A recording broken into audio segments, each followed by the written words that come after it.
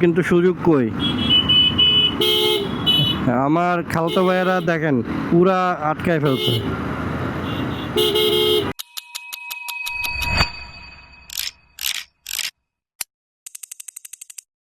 President Zillur Rahman flyover এর সামনে, এটা অনেকেই জানেন না, এই ফ্লাইওভারের নাম প্রেসিডেন্ট জিল্লুর রহমান।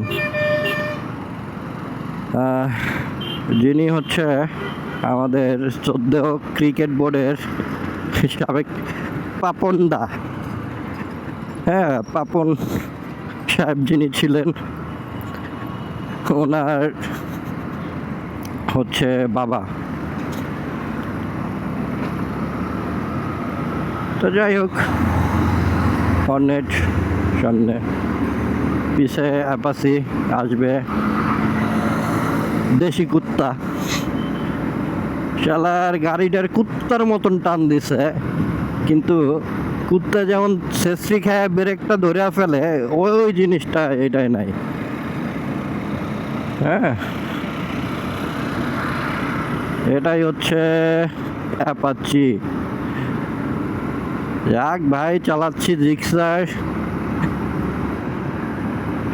আলহামদুলিল্লাহ যা টান আছে এনাফ। বেশি টান হইলে ভাই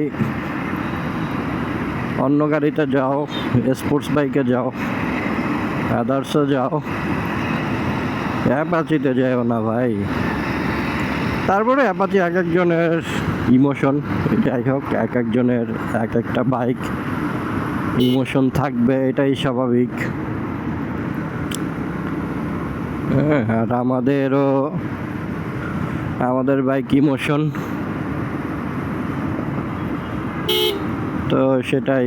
মানুষ সবাই তার সমান না, সবাই পছন্দ সমান থাকবে না, ভিন্ন ভিন্ন মানুষ, ভিন্ন ভিন্ন পছন্দ, এটাই স্বাভাবিক। অনেকের কাছে ইয়ামাহা বাইক এর উপরে বেস্ট বাইক হইতেই পারে না, অনেকের কাছে আমাদের মতন এই যে জিক্সার অথবা সুজুকির যে বাইকগুলো, সেটার উপরে বাইক হইতেই পারে না। তো এক একজনের কাছে এক এক রকম। বাট আমি মনে করি এক একটা বাইক এক একটা পারপাস সার্ভ করার জন্য বানানো হয়েছে। হ্যাঁ, তো সব বাইকই সবার জায়গা থেকে ভালো বাইক। যেমন হচ্ছে এফজেডের দিক থেকে ভালো,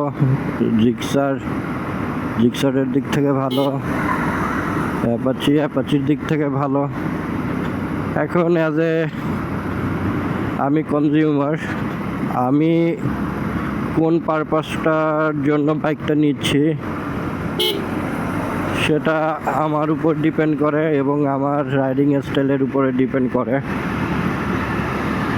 তো আমার সেইভাবে আমার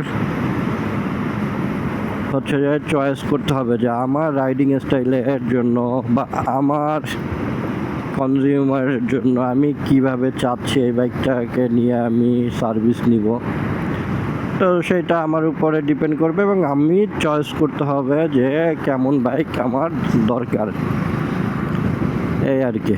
হ্যাঁ, আমি লুকের জন্য যদি পছন্দ করে আমি বাইক কিনি, সেক্ষেত্রে আমি বাস খাওয়া ছাড়ার কোনো ওয়েই নেই।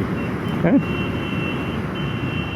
ধরেন আমার এখন অ্যাবিলিটি আছে R15 কেনার, বাট আমার ওয়াইফ, আমার বাচ্চা, আমার সেকেন্ডারি কোনো ভেহিকেল নাই। তো সেক্ষেত্রে আপনার হচ্ছে যে R15 না নেওয়াটাই বেটার। হ্যাঁ, কারণ R15-এ আমি আমার ফ্যামিলিকে নিয়ে বের হইতে পারবো না। ঢাকা সিটিতে তো সম্ভবই না, কারণ একটু পর পর জ্যাম ঠেলা, ব্রেক করা, আবার টান দেওয়া, আর হাইওয়েতে তো নাই। হাইওয়েতে ফ্যামিলি নিয়ে ওই বাইক নিয়ে রিস্ক নেওয়াই যাবে না। তো ওইটার তো লুক অনেক সুন্দর, কিন্তু ওইটা তো আমার পারপাস সার্ভ করবে না। তো এভাবেই আর কি, সব কিছু ভেবে চিন্তে বাইক নিতে হবে।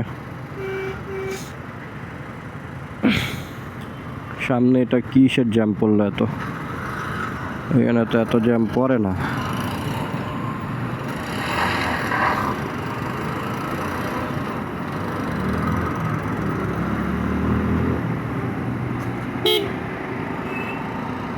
যাই হোক, আজকে একটু রোডে জ্যাম দেখতেছি, অন্য দিন এত জ্যাম থাকে না।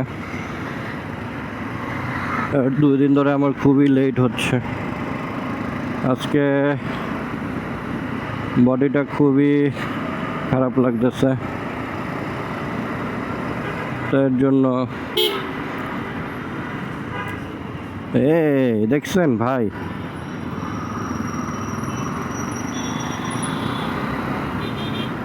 ব্রেক আমারটা কিন্তু নন এবিএস, হ্যাঁ, বাট ব্রেক করা জানতে হবে ভাই।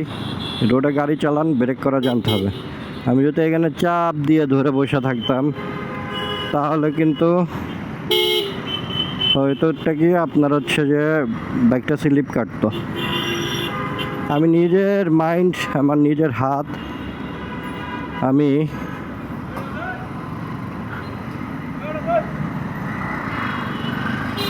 আমার নিজের মাইন্ড, আমার নিজের হাতকেই আমি এবিএস বানাই ফেলছি। হ্যাঁ, আমি সুন্দর মতন dot dot dot dot break করলাম। এবিএসের কাজটাও কিন্তু সেম, ব্রেক ধরবে ছাড়বে, ধরবে ছাড়বে। আপনি তো চাইপা বসে রয়েছেন।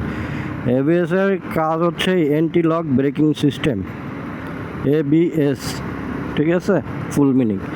আপনার ব্রেকটাকে লক করে ফেলবে না, আপনার ব্রেকটাকে ও স্মুথলি ও এটাকে থামাবে, ও ধরবে ছাড়বে করে আপনার বাইকটাকে স্লো করে ফেলবে। তো ভাই আমি সেম জিনিসটাই তো করলাম। আমি এর জন্যই এবিএস নিই কারণ আমার এই জিনিসটা অভ্যাস হয়ে গেছে। আমি যদি এখন এবিএস নিয়ে যদি এরকম করি, এবিএসের মোটরটা ভাই গন। পরে দোষ দিব সুজুকির এবিএসের মোটর ভালো না, কিন্তু বাস্তবতা কি, আমার তো ভাই অভ্যাসই হয়ে গেছে ওইভাবে ব্রেক করা, মানে ইমার্জেন্সি ক্ষেত্রে। আর যেইগুলো নর্মাল ব্রেক করা লাগে ওইগুলো তো নর্মালভাবেই করি, কিন্তু ইমার্জেন্সি ক্ষেত্রে আমি কখনোই ব্রেক চাইপা ধরে বসে থাকি না। আমি পার্টটা ধরেন হচ্ছে যে 40% ধরি, হাতেরটা ওইভাবে করি। এভাবে করে করে আমি গাড়ি একবার আমার যেখানে দরকার ওইখানে আমি থামাই ফেলি।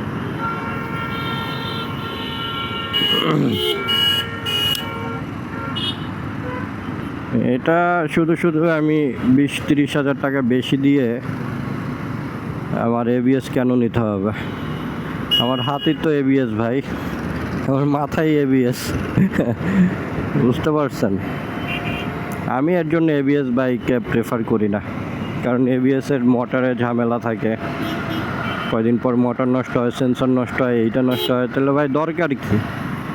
দিলে ভাই ভালো মানের এবিএস দাও, হ্যাঁ, না হলে দরকার নেই। প্রত্যেকটা বাইকের এবিএসের টুকিটাকি সমস্যা আছে, আপনি দেখেন, প্রত্যেকটা ব্র্যান্ডের।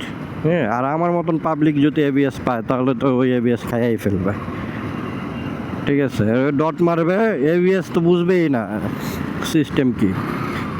বুঝতে পারছেন? যে আরে ভাই আমি তো তোমার কাজ করব, তুমি আমার কাজ করতেছো, আমার তো মোটর একবার হচ্ছে যে হাওয়া প্রেস করতেছে, একবার ছাড়তেছে। ও অস্থির হাপা সেই খেলা দিছে।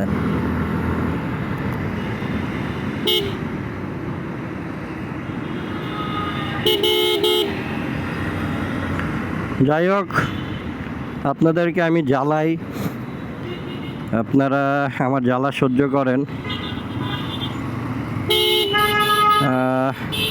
দেখেন, অফিসে ঢুকবো কিন্তু সুযোগ কই। আমার খালতো ভাইয়েরা দেখেন পুরা আটকায় ফেলছে, দেখেন যাবো কই, দেখছেন? গালি তো ওদের শুধু দেয় না। তো যাই হোক ভাই, সবাইকে ধন্যবাদ, আল্লাহ হাফেজ। চলে আসলাম আমার অফিসে, রেগুলার পার্কিংয়ের জায়গাটা পেলাম না, It's okay.